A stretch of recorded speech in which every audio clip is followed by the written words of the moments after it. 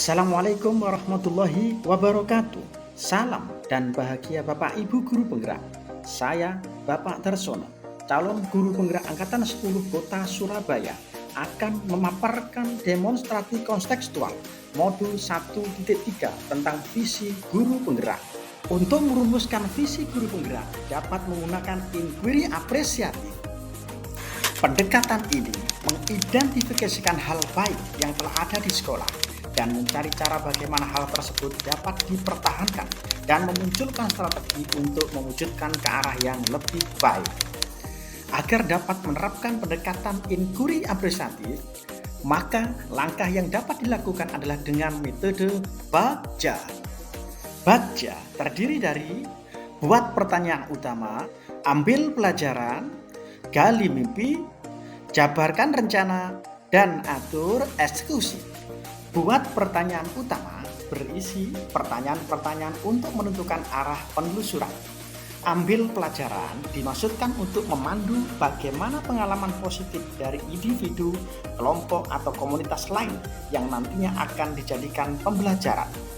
Gali mimpi berupa narasi keadaan ideal jika prakasa perubahan telah terwujud. Jabarkan rencana dapat mengidentifikasi tindakan-tindakan yang akan dilakukan. Dan atur eksekusi yang dapat membantu transformasi rencana menjadi nyata. Berikut ini visi guru penggerak yang saya buat adalah mewujudkan peserta didik yang berprestasi, berkarakter sesuai dengan profil pelajar Pancasila. Untuk mewujudkan visi saya tersebut, maka saya membuat prakasa perubahan, yaitu menjadi guru yang menyenangkan bagi murid. Yang pertama, buat pertanyaan utama. Pertanyaannya adalah, 1. Apa yang harus saya lakukan untuk menjadi seorang guru yang menyenangkan bagi murid? 2. Langkah-langkah apa yang perlu dipersiapkan untuk menjadi guru yang menyenangkan bagi murid?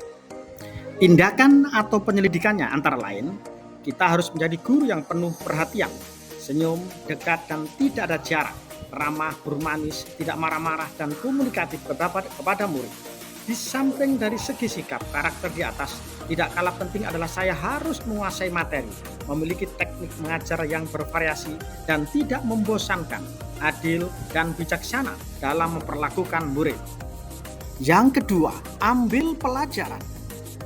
Pertanyaannya, siapakah orang yang memiliki pengalaman yang bisa dijadikan rujukan untuk mewujudkan menjadi seorang guru yang menyenangkan bagi murid? Yang kedua, kegiatan apa saja yang bisa dilakukan untuk mewujudkan menjadi seorang guru yang menyenangkan bagi murid? Yang ketiga, situasi apa yang dapat kita lihat ketika murid merasa senang dalam pembelajaran? Dan yang terakhir, keterampilan apa yang dibutuhkan untuk menumbuhkan suasana kelas yang menyenangkan bagi murid? Tindakan atau penyelidikan antara lain, 1. Seorang guru olahraga yang menjadi rujukan kami. 2. Menerapkan metode dan strategi pembelajaran yang menyenangkan bagi murid.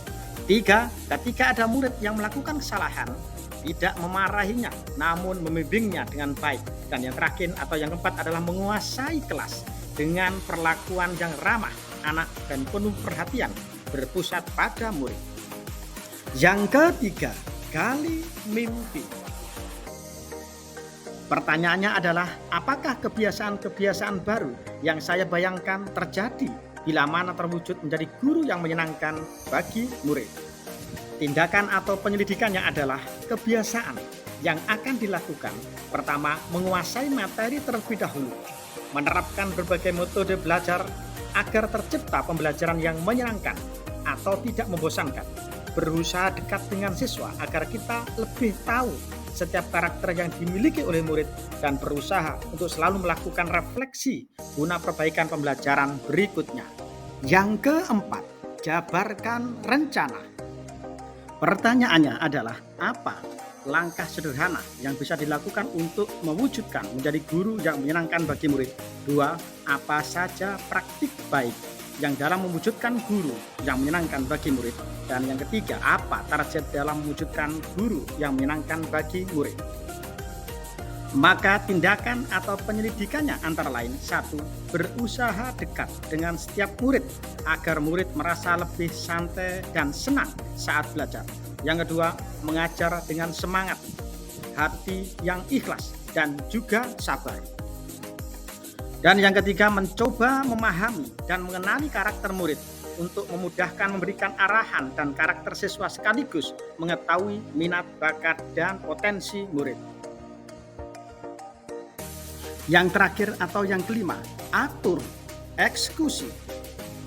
Pertanyaannya adalah, siapa yang mengarahkan dan memantau kami dalam mewujudkan menjadi guru yang menyenangkan bagi murid? Dua, bagaimana agar perwujudan menjadi guru yang menyenangkan bagi murid bisa terlaksana dengan baik?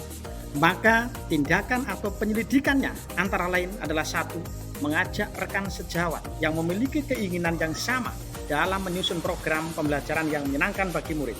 Kedua, agar terlaksana kita harus melakukan pembiasaan 5S. Yang kedua, melaksanakan pembelajaran yang berpusat kepada murid. Tiga, menciptakan pembelajaran yang menarik, kreatif, dan inovatif.